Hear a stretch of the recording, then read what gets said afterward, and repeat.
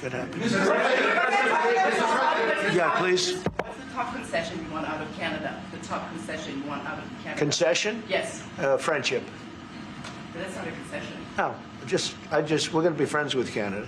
Regardless of anything, we're going to be friends with Canada.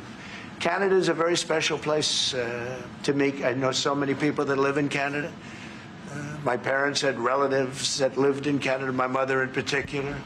And no, I love Canada. I have a lot of respect for the Canadians. Wayne Gretzky, I mean, how good, the great one. You happen to have a very, very good hockey player right here on the Capitals, who I have a lot of. He is a big, tough cookie too. Just broke the record, and he's a great guy. And you know, we had the team here, and I got to know a lot of the players. But now Canada is a very special place. Yeah, please. Mr. President, and Mr. Prime Minister, I'd like to get your response to this too. But Mr. President, you have said that Canada should become the 51st state. Were you joking? No. Well, I still believe that, but you know, it takes two to tango, right? But no, I do. I mean, I believe it would be a massive tax cut for the Canadian citizens. You get free military, you get tremendous medical cares and other things. There would be a lot of advantages, but it would be a massive tax cut. And it's also a beautiful, you know, as a real estate developer, you know, I'm a real estate developer at heart. When you get rid of that artificially drawn line, somebody drew that line many years ago with like a ruler, just a straight line right across the top of the country. When you look at that beautiful formation when it's together, I'm a very artistic person, but when I looked at that beauty, I said, that's the way it was meant to be. But, you know, I do feel it's much better for Canada. But we're not going to be discussing that unless somebody wants to discuss it. I think that there are tremendous benefits to the Canadian citizens, tremendously lower taxes, free military, which honestly we give you essentially anyway because we're protecting Canada if you ever had a problem. But I think it would really be a wonderful marriage because it's two places that get along very well. They like each other a lot. Well, if I may, as you know from real estate, there are some places that are never for sale. That's true. We're sitting in one right now, you know, Buckingham Palace that you visited as well. That's true. And having met with the owners of Canada over the course of the campaign last several months, it's not for sale, won't be for sale ever. But the opportunity is in the partnership and what we can build together. And we have done that in the past. And part of that, as the President just said, is with respect to our own security. And my government is committed for a step change in our investment in Canadian security and our partnership. And I'll say this as well, that the President has revitalized international security, revitalized NATO, and us playing our full weight in NATO, and that will be part of it. And they have, I must say, Canada is stepping up the military participation because Mark knew, you know, they were low and now they're stepping it up, and that's a very important thing. But never say never. Never say never. You're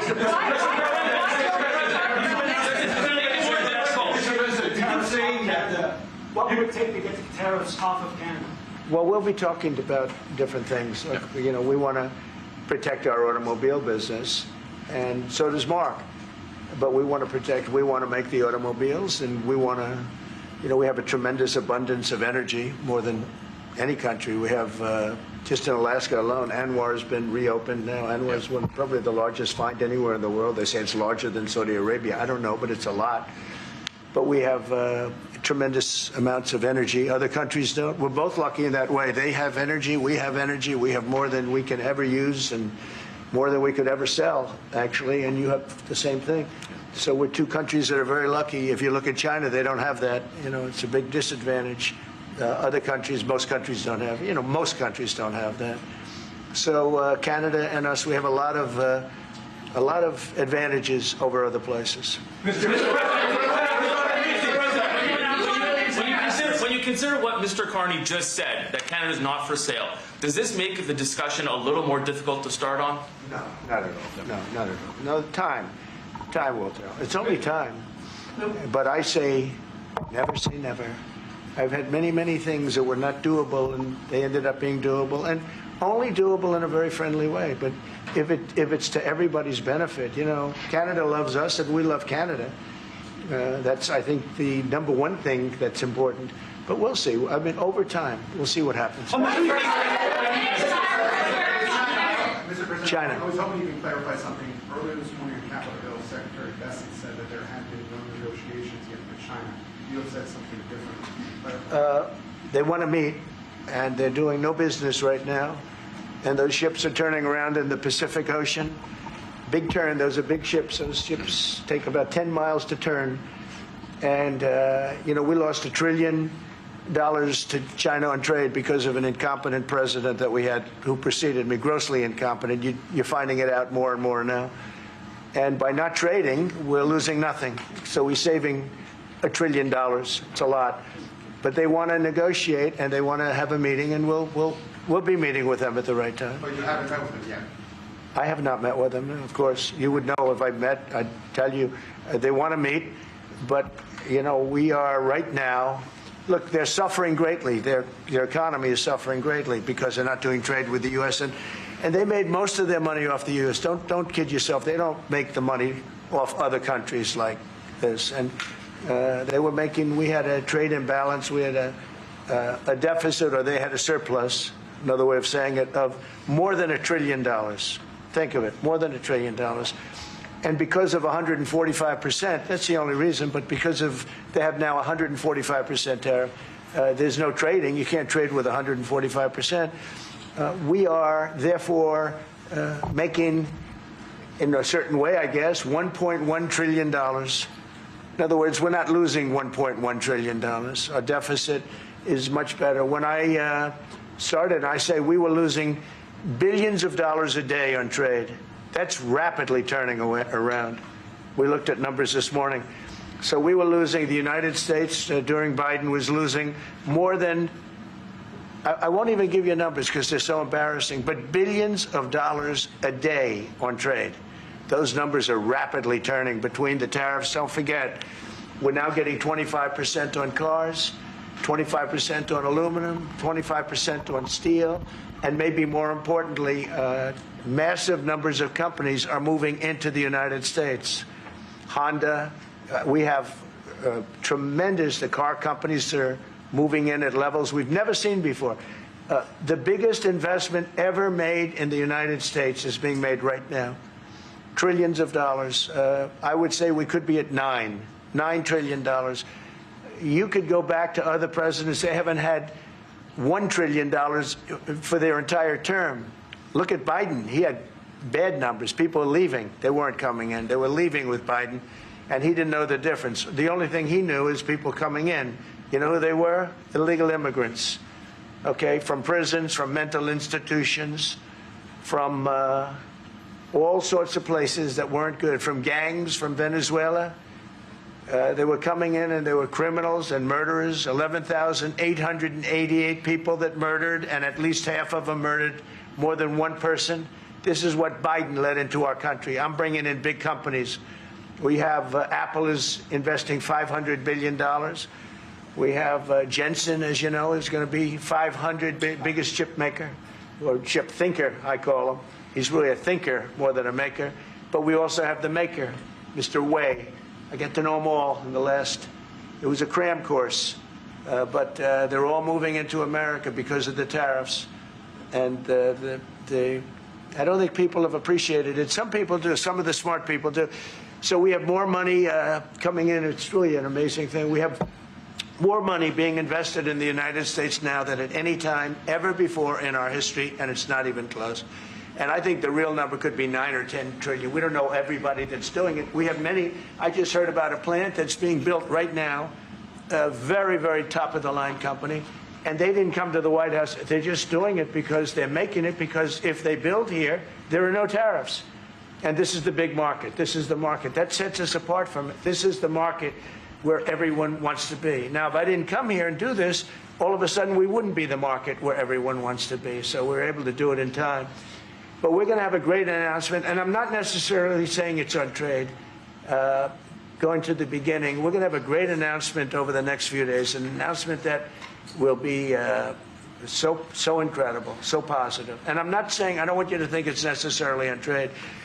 Just to finish, we also have a situation, because everyone says, when are you going to sign deals? We don't have to sign deals.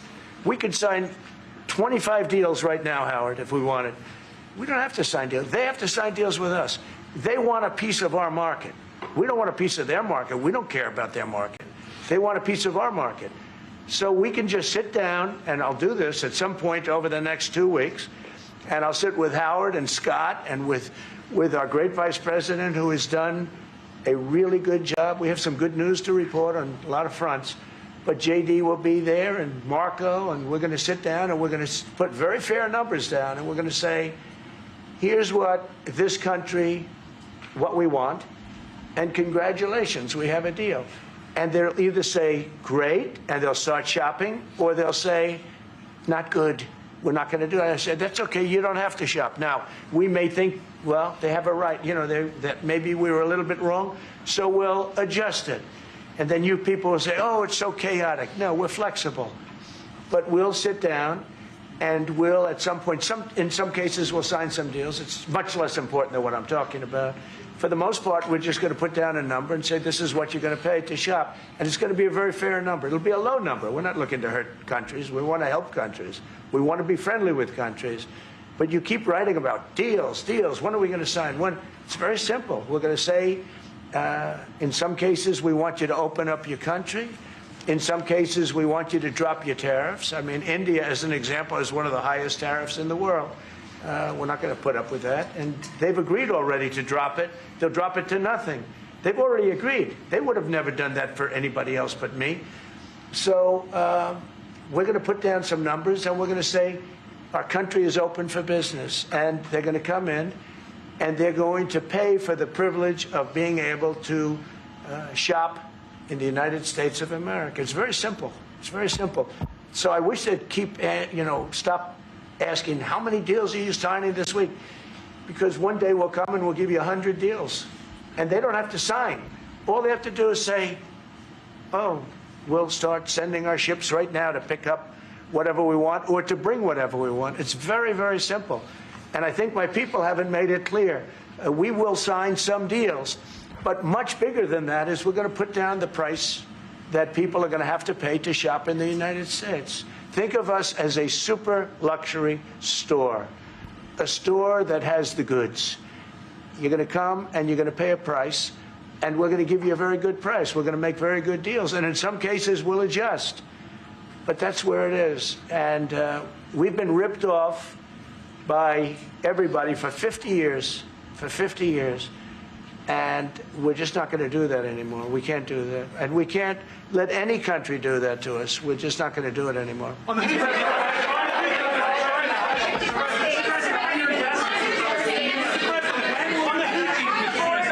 Houthis, can you tell us a bit more about the deal that you've reached with the Houthis that you No, mentioned? it's not a deal. They've said, please don't bomb us anymore, and we're not going to attack your ships. And where did you hear about that? It doesn't matter where I hear it. The very good source, I could tell you. Very, very good source. Would you say, Marco? I would say pretty good, right, JD? A very good source. They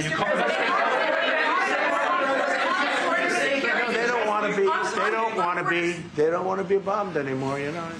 Sort of thought that would happen. Behind you, please. Clarifying something you said on USMCA, is the U.S. prepared to walk away from that pact? For what fact? USMCA. No, it's fine. It's there. It's good. We use it for certain things. It's there. The USMCA is a good deal for everybody. I won't say this about Mark, but I didn't like his predecessor. I didn't like a person that worked for. She was terrible, actually. She was a terrible person. And she really hurt that deal very badly because she tried to take advantage of the deal and she didn't get away with it. You know what I'm talking about. But so, you know, we had a bad relationship having to do with the fact that we disagreed with the way they viewed the deal, and we ended it. You know, we ended that relationship pretty much. The USMCA is great for all countries. It's good for all countries. We do have a negotiation coming up over the next year or so to adjust it or terminate it. Mr. President. I'll say a word on USMCA, if I may, Mr. President. It is a basis for a broader negotiation. Some things about it are going to have to change. And part of the way you've conducted these tariffs has taken advantage of existing aspects of USMCA. So it's going to have to change. There's other elements that are come, and that's part of what we're going to discuss. On During the campaign, Prime Minister Carney talked about the American betrayal. How do you react if Canada decided not to shop in the American store as much as before and decided to partner with other countries? Well, we don't do much business with Canada from our standpoint. They do a lot of business with us. We're at like 4%. And usually those things don't last very long. You know, we have great things, great product. The kind of product we sell, nobody else can sell, including military. Look, we make the best military equipment in the world, and Canada buys our military equipment, which we appreciate. But we make the best military equipment in the world by far. The missiles, the submarines, everything. Everything we have is really top notch. I rebuilt our military during our last term. Stupidly, we gave some away to Afghanistan, which shouldn't have happened. But that was, I think it was the most embarrassing moment in the history of our country. It was just very incompetent people. But if you look, the man that's now the head of our Joint Chiefs, he led the attack on ISIS for me. That's why he's the head of the Joint Chiefs. And Raisin Kane, he was unbelievable. And as you know, we defeated ISIS. In 3 weeks. It was supposed to take 5 years. We did it in 3 weeks. And he ran the campaign. I said, I like him. But I knew him before. I went to Iraq, and we agreed to a plan, and that was the plan. And as you know, we did it in record time.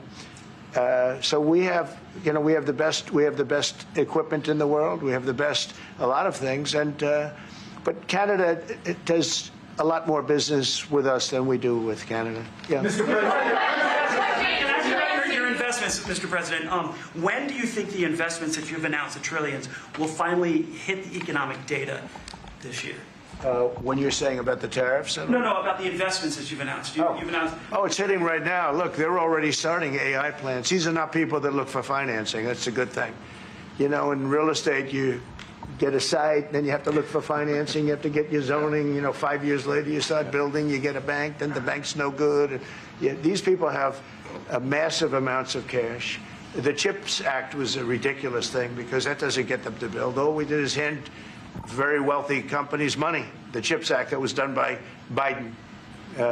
Billions, we give them billions of dollars. They don't even have to do anything with it.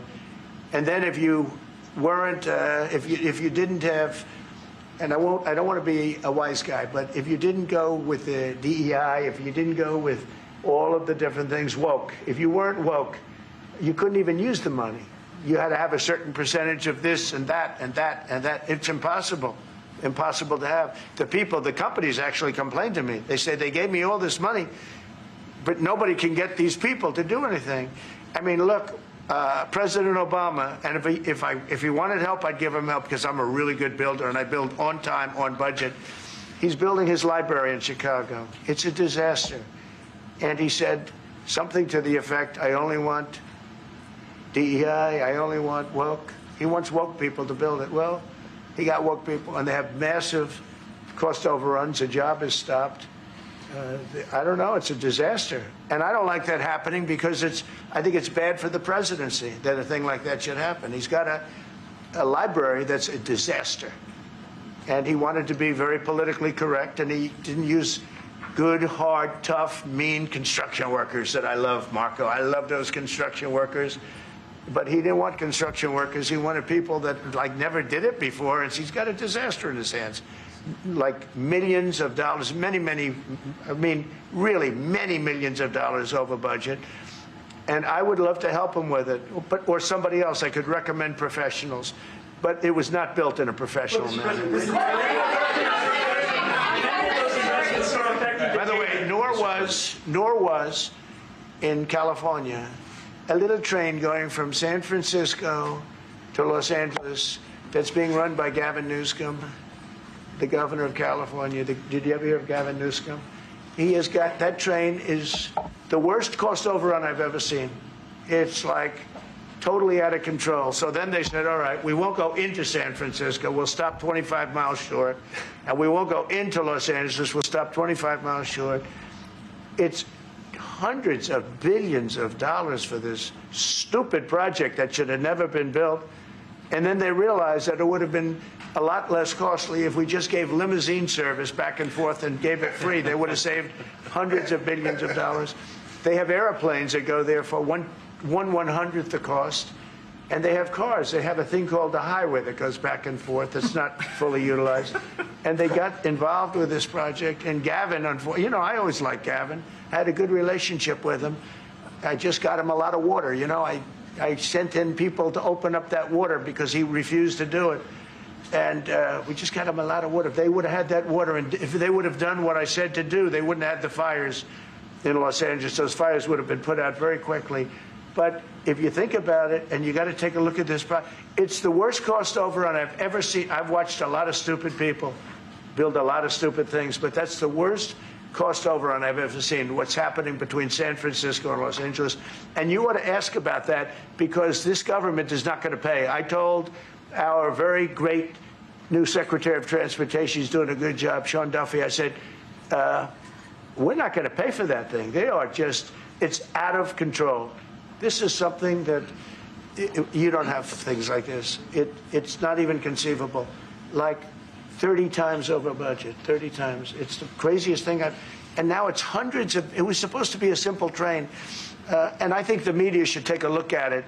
And I'd love him to run for president on the other side. You know, I'd love to see that. But I don't think he's going to be running, because that one project alone, well, that and the fires and a lot of other things, pretty much put him out of the race. Mr. President, what changes would you like to see to the USMCA? Or what changes would you like to make? We're going to work on some subtle changes, maybe. I don't even know if we're going to be dealing with the USMCA. We're dealing more with concepts right now. Look, right now, we're doing trade. We have trade. They're paying a tariff on cars and steel and aluminum.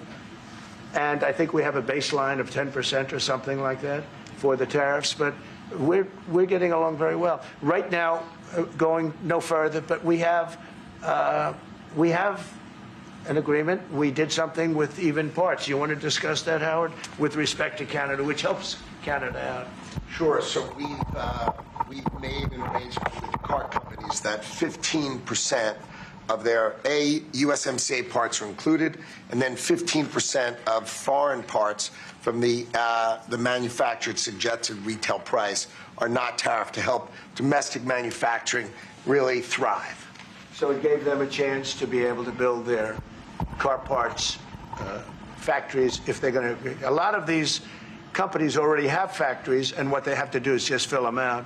But they're able to build them in the United States, so we gave them a pretty substantial period of time. Just to clarify, Mr. President, is there anything the Prime Minister can say to you today to change your mind on tariffing Canada? Tariffing cars? Tariffing Canada. Is there anything he could say to you in the course of your meetings with him today that would get you to lift tariffs on Canada? No. Why not? Just the way it is. If Canadians don't want it, would you respect that? Sure, I would. But this is not necessarily a one-day deal. This is over a period of time they have to make that decision. Yes, go ahead. Yeah, if I may. Respectfully, Canadians' view on this is not going to change on the 51st day. Secondly, we are the largest client of the United States in the totality of all the goods. So we are the largest client of the United States. We have a tremendous auto sector between the two of us, and the changes they've made have been helpful. 50% of a car that comes from Canada is American. That's not like anywhere else in the world. And to your question about is there one thing? No, this is a bigger discussion. There are much bigger forces involved, and this will take some time and some discussions, and that's why we're here, to have those discussions, and that is represented by who's sitting around the table. See, the conflict is, and this is very friendly. We're not. This is not going to be like we had another little blow up with somebody else. That was a much different. This is a very friendly conversation, but we want to make our own cars. We don't really want cars from Canada, and we put tariffs on cars from Canada, and at a certain point, it won't make economic sense for Canada to build those cars. And we don't want steel from Canada because we're making our own steel, and we're having massive steel plants being built right now as we speak. We really don't want Canadian steel, and we don't want Canadian aluminum and various other things, because we want to be able to do it ourselves. And we, because of, past thinking of people, we have a tremendous deficit with Canada. In other words, they have a surplus with us. And there's no reason for us to be subsidizing Canada. Canada's a place that will have to be able to take care of itself economically.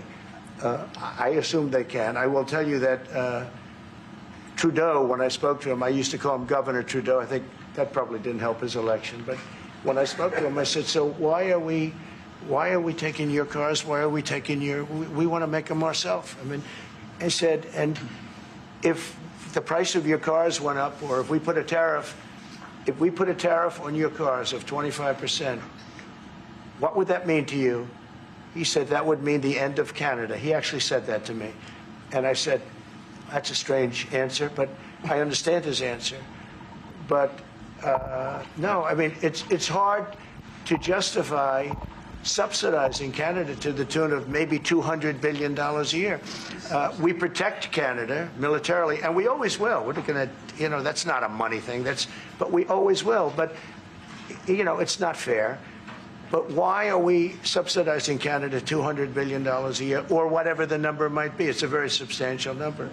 And it's hard for the American taxpayer to say, gee whiz, we love doing that. Thank you very much. We're going to have a very substantial... Thank you very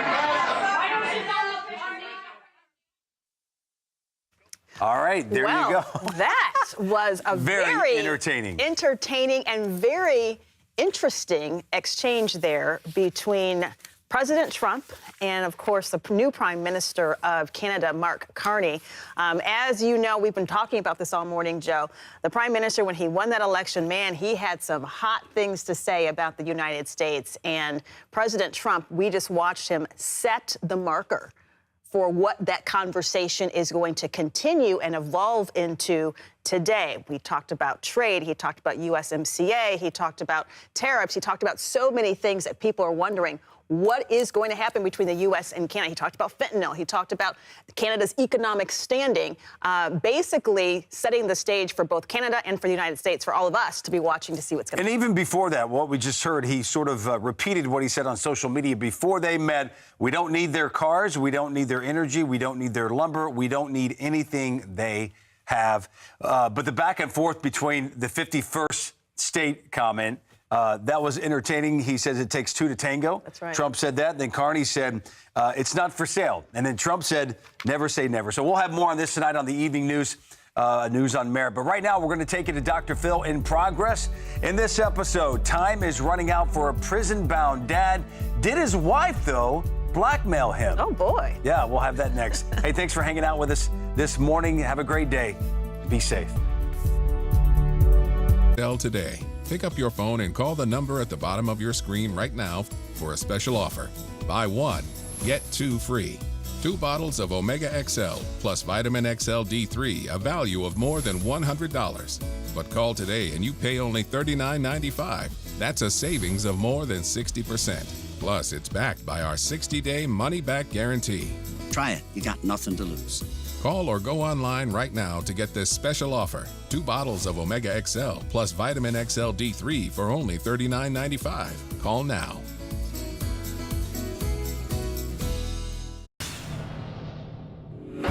I'm not a drug addict. I do not use pain pills. I do not get the shakes. I'm bored. I'm sad. I drink because I don't know what else the hell to do. What is the truth? You tell me where you are with regard to alcohol and drugs. I definitely drink too much, and I haven't done drugs for a long time. I have no idea why those are positive. Because I swear to God, I haven't done anything in a long time. But I drink too much and I drink too often. And when you say you drink too much, what does that mean? I drink almost every day. And you drink to the point of what? A lot of the times I drink to the point of intoxication. Not every single time I drink, but they think that I'm intoxicated every time they see me. which isn't really true, but We don't even know what she's like anymore. No. We know you. We know who you are. We know when you're intoxicated. We know when you're drunk. We can hear it on your voice. We can smell it on your breath. He's going to prison, and you're drunk all the time, and we want you back. Okay. I am tired of constantly, like Christmas Eve, New Year's, I had to kick in your door because you were cutting yourself. On New Year's Day, I had to take her car and drive to your house and kick in your door thinking I was going to find you dead. Do you know what that was like for me on the whole ride over there? I'm just praying the whole time, Lord, please don't let this happen. Please, Lord God, please. I had to take you to the hospital. I had to take you to the psych ward because I do not know what else to do. You're drinking to numb your pain about what's going on in this family. It's just delaying it by another day. Every single day you drink is another day that you just delayed dealing with your pain instead of just sobering up and being sober and dealing with what's going on I don't around know here. how to deal with it. What do you mean? I'm 21 years old and I know how to deal with it. You get over it. Life happens. Like every single day. There's way more people in a lot worse situations than we are in. You're gonna tell me you don't know how to deal with your problems? You have 2 young kids, and that's, for me, I don't care. Like, I realize that I'm not a kid anymore. She's not a kid anymore. We don't have to, like, deal with this. They have to deal with this. Every day, they have to realize that they're going to spend the next 3 years without him, and that you aren't emotionally there. You're not emotionally there. You're vacant all the time, and then when you do want to talk about your emotions, you're hammered, and we don't want to talk to you when you're hammered. We don't want to deal with that. We want a genuine person, real person. We want you back. I miss the mom that raised me. I want the mom that raised me, the one that told me right from wrong. Every day is a new day, a new opportunity. Every sunrise brings hope, and we don't. They need you. We need you.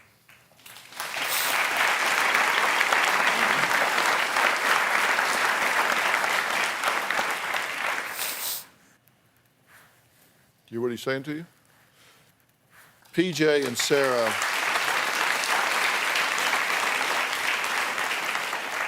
PJ and Sarah say they will have to give up their lives to take care of their younger siblings after their father is incarcerated. They say they're willing to do it. They'll make any sacrifice for their young siblings because they love them. Their concern is they know they're not equipped to do it, and they're right.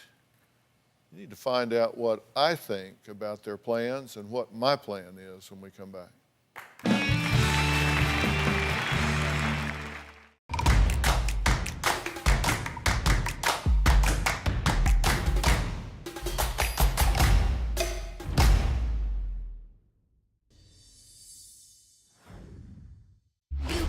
NetCredit is here to say yes, even when other lenders won't.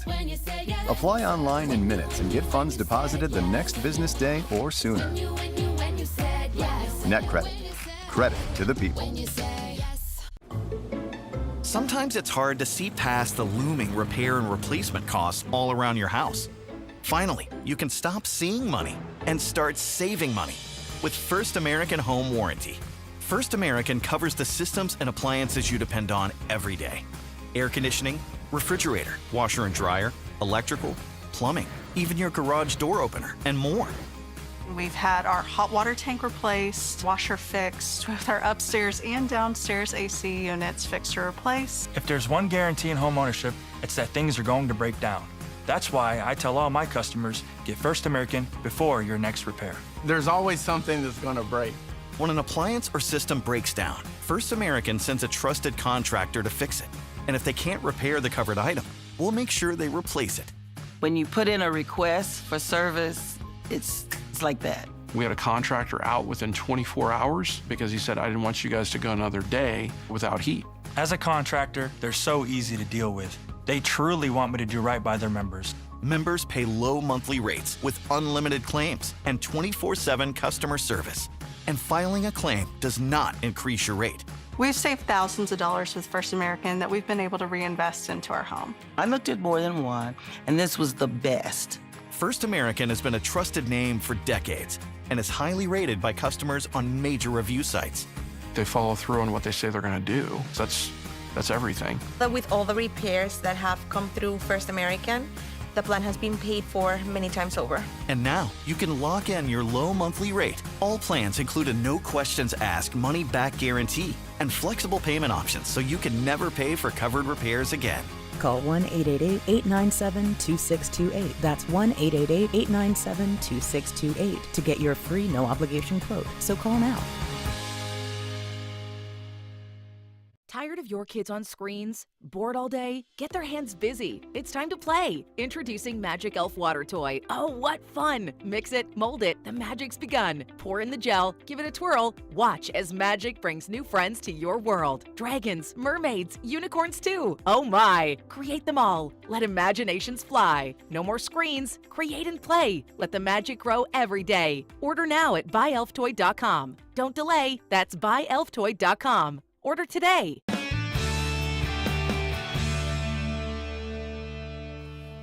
There was a time when you two people installed some very solid core values in the rest of these people in your family. It's reflected in those that sit here. And that has carried the day, because you did have a moral compass before it spun out of control. For whatever reason, you started self-medicating, drugs, pills. You're a drunk. You need to get dried out, sobered up, cleaned up.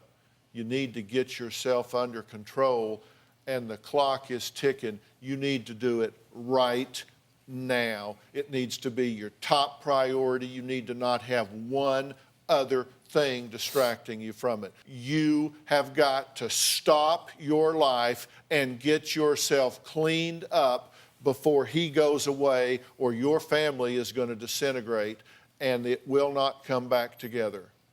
You have an absolute mission. You have no other priority. You have no other alternative. You need to get yourself in a position to lead this family, because that is coming at you like a Mack truck. Now, I will make that available to you. I've made arrangements for you to do it. The executive director of Handley Center at Origins, Robert Park, is here with us today. Handley Center at Origins provides a comprehensive continuum of individualized alcohol and drug addiction treatment programs for adults, really baby boomers. These are not kids. Robert, this is an urgent situation because of the timing here. Do you see what I'm saying? Absolutely, yeah. This is dire, and treatment is absolutely necessary in this case, I think, and we can certainly help you and help the whole family. Everyone's suffered long enough here. I am offering you this opportunity. Will you take it? What am I supposed to do about my job and being financially responsible for the kids? Your job is not more important than us. Okay, I'm going to answer, listen, that's a fair question. I'm going to answer that one question. You can go home and take care of that job and total 2 more cars and wreck your entire family. That's choice one. Or you can arrange for a leave of absence given your extraordinary circumstances. I work for a temporary agency. Or you can quit your damn job. Well, no, listen. Here's you're not in too much of a fog to understand this.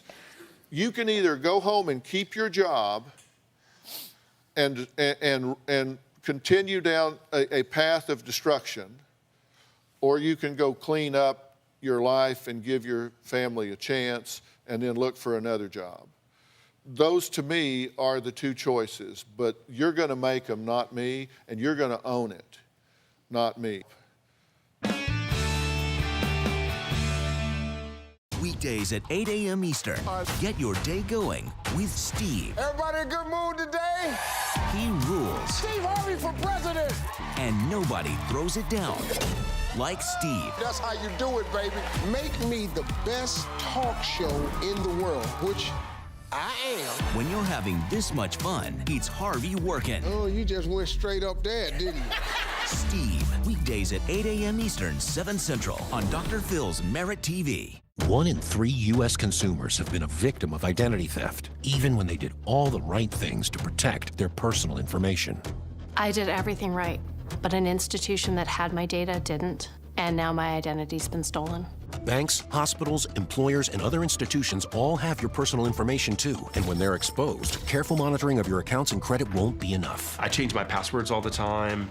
I shred my documents. I thought I was bulletproof, honestly. I was on the hook for a $75,000 loan I didn't take out. The information thieves need to steal your identity is already in the hands of others, and it only takes one vulnerability in one place to put your identity at risk. Let me make this very, very clear. You could do nothing wrong, be perfect about all of your security, and still be a victim of identity theft. Tens of thousands of my hard-earned money gone. The stakes are high, and even if you take steps to protect your personal information, you're not the only one who has it. LifeLock monitors hundreds of millions of data points every second, alerting you to the widest volume of threats others could miss, far beyond what you could possibly monitor on your own. Like someone trying to use your social security number to open a loan, purchase a home in your name, or even take over your investment accounts. The alerts I get from LifeLock are super simple. Was this you? Yes or no? And if you become a victim, a dedicated U.S.-based restoration specialist will fix it, guaranteed. All LifeLock members are backed by the LifeLock $1 Million Protection Package, including reimbursement for stolen funds. There was a letter from LifeLock with a check for over $81,000. They made me whole. Call now or go online and use promo code 35SAVE to save 35% off an annual plan for your first year. All plans include a 60-day money-back guarantee. Call 800-293-6019 or visit lifelock.com/35SAVE to save 35% on your first year. Enroll now. Hey, it's Dr. Phil, and I'm coming to you with the real story. I'm not just reporting the news here, I'm sharing my interpretation of it. And I want to talk to you about why DOGE matters. We are in an educational crisis. It is time for action. They need to be held to a standard. Are they doing their job? Who is not against fraud, waste, and abuse? That's the real story. Check out Dr. Phil's The Real Story on the news on Merit TV and subscribe on your favorite podcast service.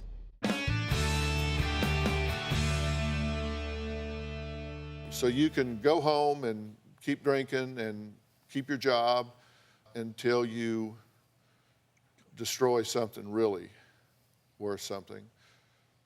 Or you can take the help and save what really matters. Now, he made a really stupid choice to save a pile of bricks. So you want to make a really stupid choice and save a job. I don't know. What do you think? Well, I got to take care of the kids. Yeah, you're doing a great job of it now. And how long do they want me to go away for? Does it matter? Yeah.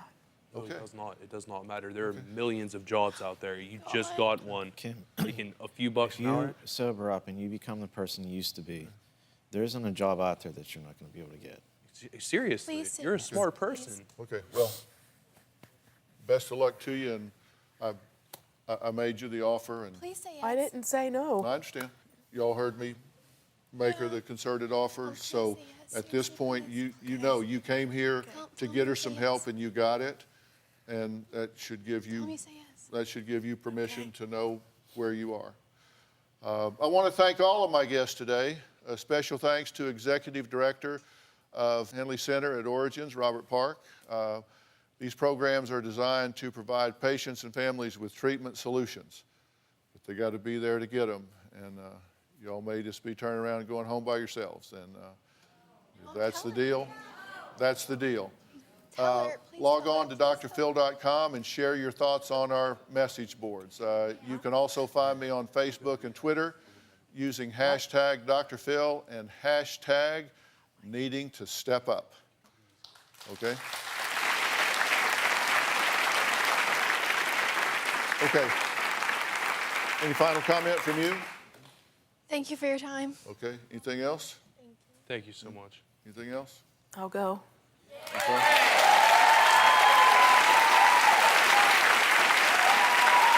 We'll see you next time. Thanks so much. PJ, thanks so much. Thank you.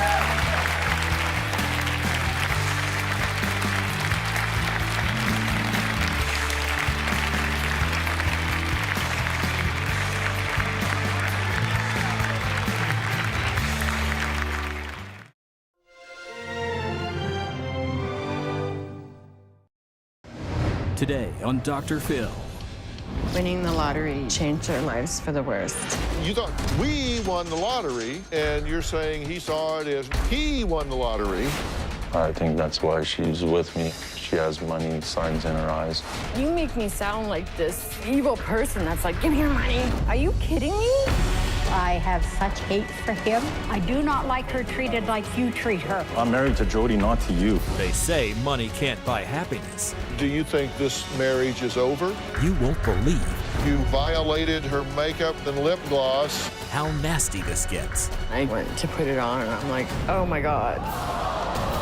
Let's do it. Have a good show, everybody. Here we go. This is a safe place to talk about hard things. Stand by. We'll count you down. I try to be an emotional compass and point you in the right direction. 5, 4. I am not giving up on you.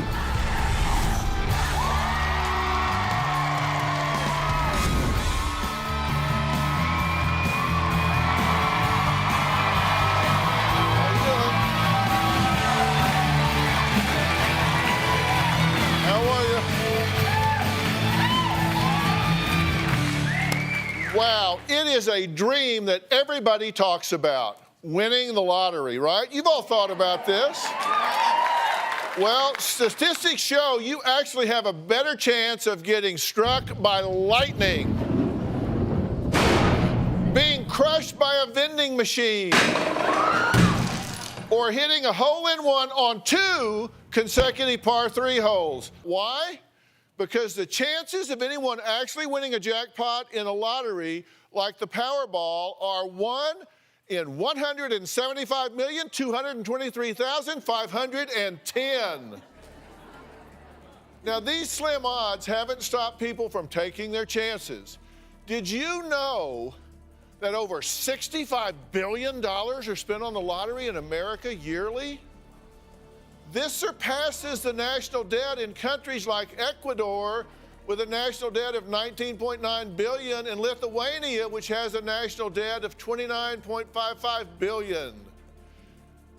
And it surpasses the amount of money used for cancer research every year. Think about that for a minute. Basically, the lottery is government-sanctioned gambling because it generates billions in tax dollars from people mostly that can ill afford to be spending the money, hoping they can win big. Now, to many, striking gold will only remain a dream. But for my next guest, Edwin, it became a dream come true. Edwin just started a new job when he and 14 co-workers each put $50 into the lotto ticket pot, and they hit a $25 million jackpot. And after dividing the winnings, Edwin walked away with $1.66 million after taxes. Now here he is, right here.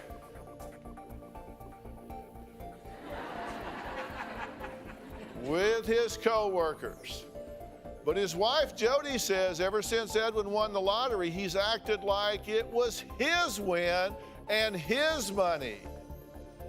And he even made a concerted effort to hide some of his winnings from her. She says their marriage has gone downhill fast and divorce has been threatened numerous times. Take a look. Winning the lottery changed our lives for the worst. Things just started showing up. A hauling trailer, the quad snowmobile, a sand rail, holiday trailer. This was purchased at the same time the holiday trailer was. I think he paid about $68,000. He thought it was his money and no one was gonna tell him what to do with it. I just wanted to be part of the decisions that he was making. The only thing that I really requested is that we purchase a home. He transferred $500,000 into my account. From that point on, he stopped paying for anything. All bills became my responsibility. When we went to the bank, out of the $500,000, there was around $80,000 spent. He got really upset and livid at that point, and he said, "Where did all the money go?" He was so furious. He became so paranoid. He would say, "You're not entitled to anything. Like, it was my money, my win." Edwin's made tons of threats to divorce. During one fight, he said, "What do you think you're worth?" I thought it was 50-50, and he laughed, and he said, "Well, there's only $15,000 left. There should have been $700,000 left in the account." And he said he just gave it away. He was tired of having it. I found out he paid for his brother's house. I couldn't believe he would just hand over $500,000 and put it under somebody else's name. I absolutely think he got rid of the money so I wouldn't have any access to it. Okay, now, first off, winning the lottery, this was something you were excited about, right? Oh, completely excited, of course, yes. Because this was like $1.666 million is a lot of money to y'all. Oh, it was huge, yeah. Because you guys are a working family, and so having that much money together at one time, game changer. Oh, it was mind-blowing. And how did you find out about it? Edwin and his crew, they had found out early in the morning, and Edwin, he was working out of town at the time. New job. He'd switched positions. He was working out on the rigs now instead of just at home. So he was supposed to call me in the morning, and he didn't call, and I kept trying to get a hold of him. It's unusual, right? Right. He finally picked up his phone when I phoned, and I'm like, what is going on? You're frustrated. You're chewing him out. You're not, right. Why didn't you call me? Right, and You're worried. because at this time, I didn't know anything, and then, I was like, why didn't you call me? What happened? And we probably argued for about 10, 15 minutes. He still hadn't said anything? No, I had no idea, and then finally he just came out and said, well, would it make you feel any better if I told you I won the lottery? And I'm like, what? Are you insane? What are you talking about? Because I thought he was trying to make a joke of my anger. Then he said, absolutely, we won, and how much? He said it works out to be about a little over $1.6 million a piece. They're calling in a new crew, and we're coming home. He tells you he's won this $1.66 million. You find out later that he had known this actually for how long? He found out, I believe it was like really early in the morning, probably 6. Did it go through your mind, why didn't he call you right away? Well, it did, because it blew my mind immediately, and I couldn't figure out, and he didn't sound excited. He's like, well, yeah, I won the lottery. Is that going to make you happy now? And I'm like, why aren't you screaming up and down? And I started shaking immediately, and I'm like, what do you have to say about this? Why aren't you excited? And he was just, yeah, no big deal. I'm just coming home now. And then when we went to go claim the prize, we all met at his boss's house, and all the wives are sitting around, and oh my God, my husband called me at 5 o'clock in the morning, woke me up, and I'm sitting there mine didn't even call me. I had to try to track him down to even know it had happened. From the beginning, was this a we won the lottery, or was this a he won the lottery? It was definitely a he won the lottery. Why was it he won the lottery instead of we won the lottery? I wish you could answer that for me. I don't know. It was just he had won it, and it was his money, and well, Edwin says he and Jody had marriage problems long before he won the lottery. He says their biggest issue now is his wife has dollar signs dancing in her head. Wow. That's the deal. Let's hear his point of view. When I won the lottery, she was more excited than me. I think that's why she's with me. She has money signs in her eyes. The only money that I have right now is locked up in investments. Are you upset about that? She has no concept for the value of a dollar. She is obsessed with money. I gave her $500,000 to buy the house. There was so much money gone. She couldn't, until this day, explain it to me where it went. I can pinpoint where my lottery winnings went. When I won the lottery, I thought it belonged all to me. I thought I could spend it how I want without asking for permission. Jody and I had issues before I won the lottery. When we first started dating, I did get in trouble with drinking and driving. I had no freedom. Jody had control over me. I felt like I was under house arrest. When I try to talk to you, just sit there like that, you don't say anything. She always put me on the spot and make me feel like I do everything wrong. We fight about 3-4 times a week. I want to get help to make us better, but I think we just been down the rocky road. I feel there's no hope. Do you think this marriage is over? There's some hope for us, but I don't think we can carry on anymore of how we've been carrying on. Were you on the brink of divorce before you won the lottery? Yeah, I couldn't take it anymore.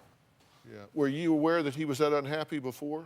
No, I mean, I know we had our problems, but were we on the brink of divorce when he won? Yeah. No, I didn't. I don't agree with that.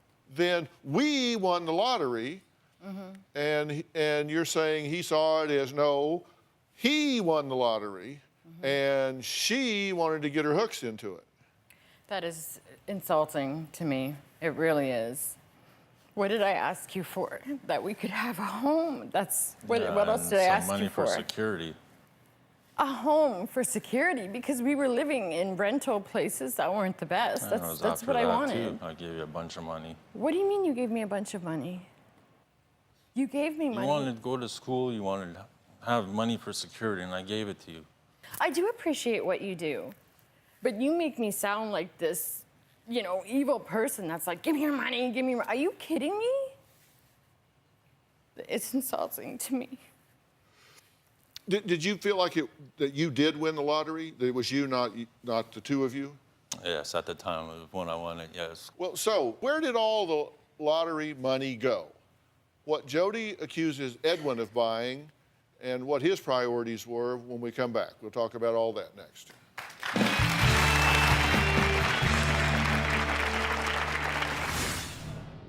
You bought your brother that house for $500,000? I gave it to him to help him out, get him on his feet. Let's be honest, we all knew it was to hide assets. And later, my blow jar was all smashed and my necklaces were like ripped into pieces. And then when I went to put